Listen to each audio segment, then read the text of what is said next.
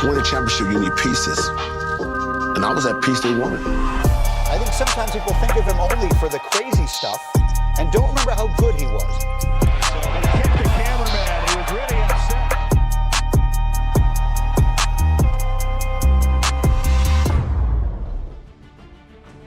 Dennis Rodman's story begins in South Oak Cliff, a rough, working-class neighborhood in Dallas, Texas. Born on May 13, 1961, Dennis was the only son among 3 children. His father, Philander Rodman, abandoned the family when Dennis was just 3 years old. Over time, Philander would go on to father over 24 children around the world, leaving young Dennis with deep-rooted feelings of rejection and inadequacy. Raised by his hard-working mother, Shirley, Dennis lived in a household of discipline, routine, and emotional scarcity.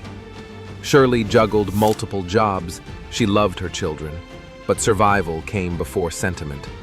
While his sisters became standout basketball players and enjoyed praise for their talents, Dennis struggled with self-worth, feeling invisible in his own home. He found temporary solace in shadowing his sisters during their gym sessions, yet he never considered himself capable of their success. School held no passion for him, and his academic performance reflected his disengagement. After graduating high school at barely 5'9", and with no scholarships or offers in sight, Dennis drifted.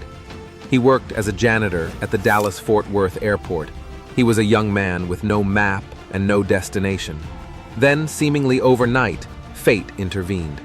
Dennis underwent a dramatic growth spurt, shooting up nearly a foot in a short period.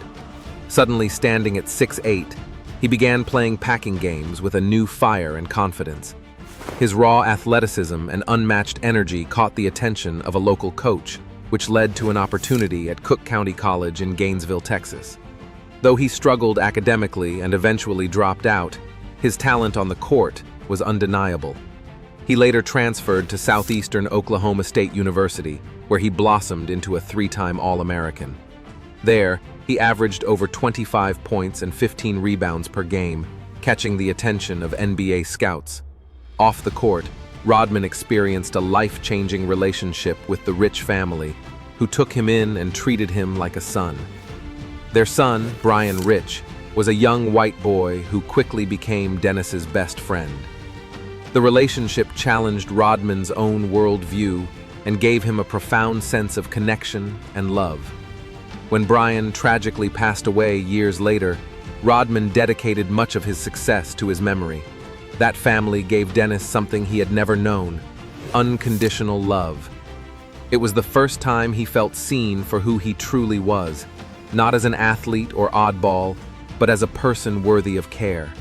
In 1986, Rodman was drafted by the Detroit Pistons with the 27th overall pick. He entered a team defined by grit, led by legends like Isaiah Thomas, Bill Laimbeer, and Joe Dumars. It was a perfect match. Rodman's tenacity, energy, and selflessness fit perfectly with the Pistons' identity as the league's villains, the Bad Boys. Under the tutelage of coach Chuck Daly, whom Rodman viewed as a father figure, Dennis found structure and belonging.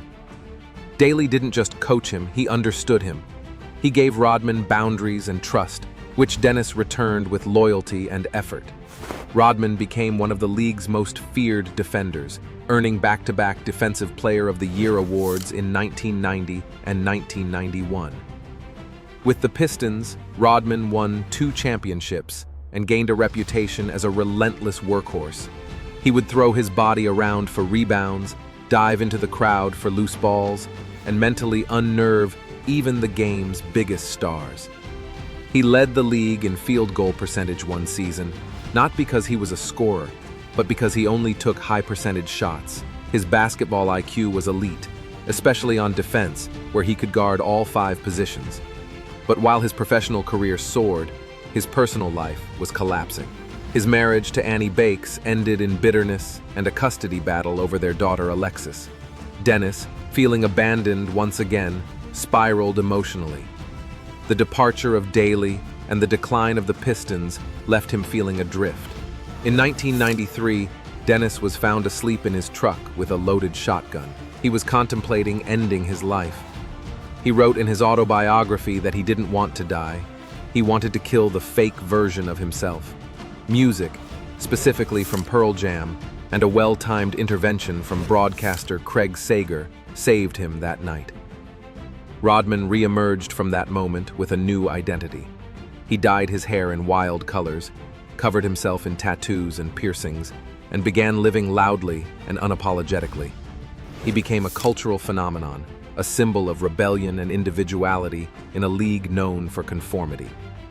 Traded to the San Antonio Spurs, Rodman brought the same fire to a more conservative franchise. But his antics, skipping practices, clashes with coaches, and dating high-profile celebrities, clashed with the straight-laced culture of the team.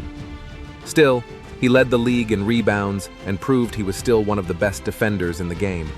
In 1995, he was traded to the Chicago Bulls, and everything changed. Joining a team already anchored by Michael Jordan and Scottie Pippen and coached by the spiritually minded Phil Jackson, Rodman found rare harmony. Jackson gave Rodman space to be himself, using Native American rituals, meditation, and team-building exercises to channel Rodman's chaos into productivity. Jordan, who once questioned Rodman's reliability, came to trust him completely. Rodman delivered on the court, leading the league in rebounding and locking down the NBA's best forwards and centers. He was the glue guy, the enforcer and rebounder who gave the Bulls their physical edge during their second three-peat from 1996 to 1998. Off the court, he was a tabloid fixture. He married and divorced Carmen Electra in a media circus, skipped practice during the NBA Finals to party in Las Vegas, and even appeared on WCW Wrestling with Hulk Hogan. But despite the madness, Rodman always showed up when it counted. In Game 2 of the 1996 NBA Finals, he grabbed 20 rebounds and harassed Shawn Kemp into one of his worst playoff performances. In Game 4 of the 1998 Finals, he dominated the boards and wore down Karl Malone mentally and physically. After the Bulls' dynasty fell apart in 1998, Rodman bounced to the Lakers and Mavericks, but his passion seemed to vanish. His antics began to overshadow his production. He was released by both teams and unofficially retired from the NBA. But Rodman never truly left the spotlight. He continued making headlines, sometimes for arrests, sometimes for wild Vegas nights, and other times for his deeply controversial trips to North Korea. Rodman's relationship with North Korean leader Kim Jong Un baffled the world. What started as a promotional basketball trip turned into an ongoing, bizarre friendship. Rodman insisted he wasn't political, just a man trying to connect with someone through a shared love of the game. He cried on CNN when discussing the backlash, saying he wished the world could understand what he was trying to do. It was perhaps the most extreme example of his lifelong pursuit of acceptance and connection in places no one else dared look. Despite the chaos, Dennis Rodman's legacy as a basketball player is cemented. He was a 5-time NBA champion, 7-time rebounding leader, 2-time Defensive Player of the Year, and a Hall of Famer. But beyond the accolades, he redefined what it meant to contribute to a team. He didn't care about scoring. He didn't chase stats.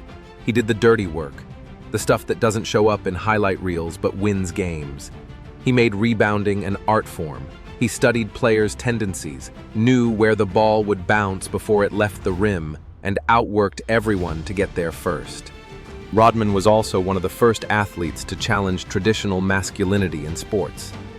He wore dresses, painted his nails, and questioned gender norms, all while dominating some of the toughest men in the league. He made people uncomfortable, but he made them think. In an era before social media and player empowerment movements, Rodman was already disrupting the system. He paved the way for athletes to express themselves fully, on and off the court. Today, Dennis Rodman is reflective. He mentors young players, appears in documentaries, and remains a fixture at NBA events. He's still wild in spirit, but also full of wisdom. He talks openly about his struggles with alcohol, his regrets as a father, and the pain behind the persona. Yet he's proud of his journey. He knows that, despite everything, he changed the game and survived to tell the tale. Dennis Rodman's story isn't just about basketball. It's about identity, pain, rebellion, and resilience. It's about a man who refused to be boxed in, who made himself seen in a world that tried to ignore him. His movie isn't over, but the chapters he's written already make him one of the most unforgettable characters in sports history.